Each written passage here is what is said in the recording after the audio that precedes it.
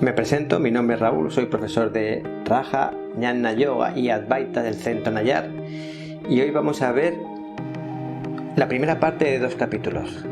Los 2 capítulos los llamamos La naturaleza de la mente. En el primer capítulo vamos a ver la diferencia entre mente y cerebro. Vamos.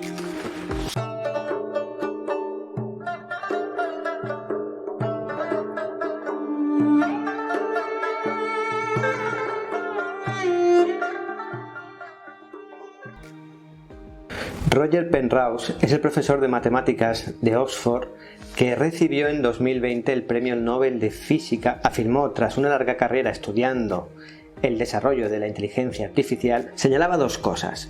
La primera es que el cerebro no puede explicar el trabajo de la mente, o sea, la memoria, el entendimiento, la imaginación, el pensamiento, el reconocimiento, la fantasía, bueno, todo ese trabajo de la mente no podía ser explicado por el trabajo neuronal. El sistema nervioso y el cerebro eran incapaces de explicar cómo funcionaba la mente. Y segundo, que mientras el cerebro y la inteligencia artificial dependen de la conciencia de un programador, ¿vale?, la conciencia o la inteligencia o la mente, vamos a llamarlo mente o conciencia, no dependía del cerebro ni de la inteligencia artificial. Eso lo decía Penrose.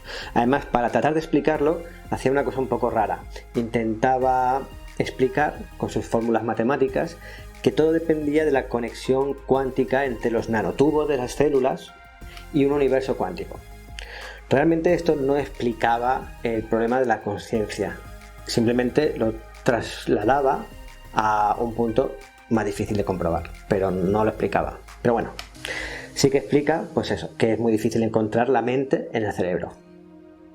Y eso lo vimos en el capítulo anterior. En el capítulo anterior estuvimos viendo un argumento experimental que era simplemente que si un neurocirujano era capaz de abrir el cerebro, ponerse un microscopio y buscar por ahí, nunca jamás encontraría un pensamiento, ni encontraría un razonamiento, no encontraría ninguno de los trabajos de la mente.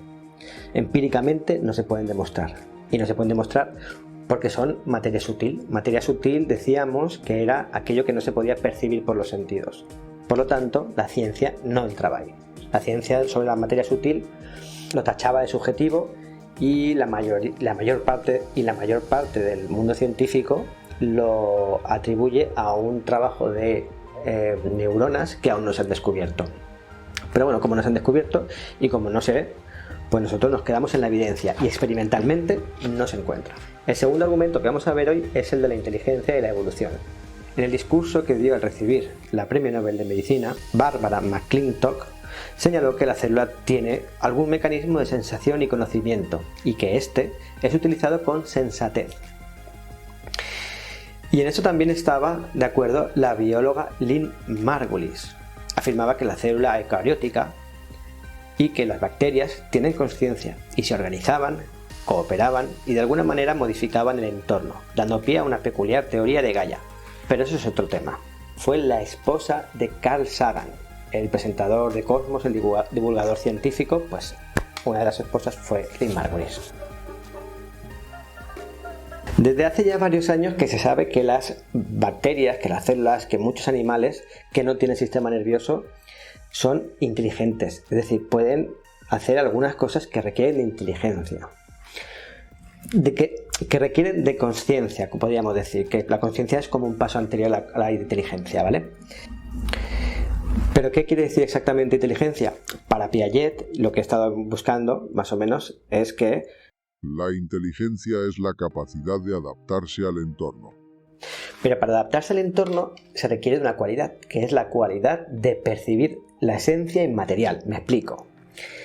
Si yo, por ejemplo, veo un palo y lo mido, lo peso, veo la textura, el grado de humedad, pues todo eso está dentro de una dimensión material, termodinámica, sigue las leyes de la termodinámica, entonces la ciencia puede trabajar sobre ello.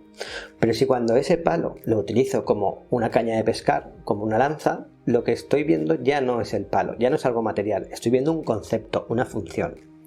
Así que, por ejemplo, si una hormiga coge ese palo o otro palo, porque ya adquiere la función, no el material en sí, y con ese palo va a cazar termitas, ya no está cogiendo solamente ya no está aprovechándose solamente de la parte termodinámica, sino de una especie de concepto, de una idea que es capaz de percibir la hormiga. O sea que en ese caso la inteligencia de la hormiga es suficiente como para percibir la esencia de la función de la herramienta, del palo, que está fuera de las leyes termodinámicas, porque puede ser que ese palo con los años se degrade, pero como es una función que no depende de la termodinámica, puede coger otro palo parecido y utilizarlo de forma igual, ¿vale?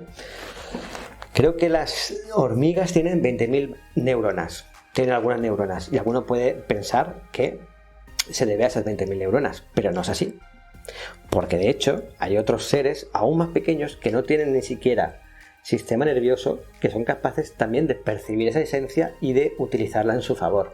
Está el caso de Blob. Es muy conocido y muy estudiado porque responde de forma inteligente, es capaz de resolver algunos problemas matemáticos muy sencillos.